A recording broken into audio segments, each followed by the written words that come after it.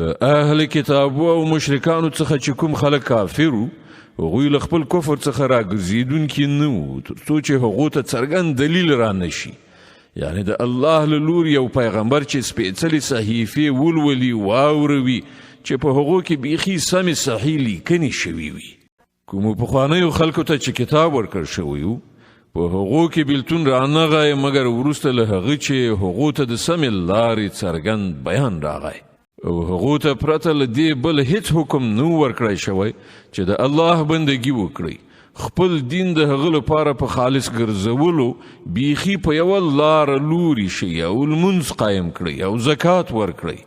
همدا ډیر زیات سم صحیح دین دی. له اهل کتابو او مشرکانو څخه چې کوم خلک کافر شوي دي هغوی به ارومرو د دوزخ اور ته لاړ شي او د تل لپاره به پکې اوسیږي. دا خلک تر ټولو مخلوقاتو ډیر بد دي. کومو خلکو چې ایمان راوړی او کومو چې ښه عملونه کړي دي هغوی په رښتیا سره تر ټولو مخلوقاتو ډیر غوره دي.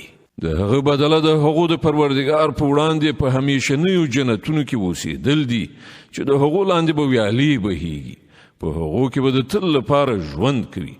الله تعالی له هغو نه راضي شوی او هغوی له الله نه راضي شوي دي. دا ټول د هغه چا لپاره دي چې هغه له خپل پروردګار نه ویره کړې وي.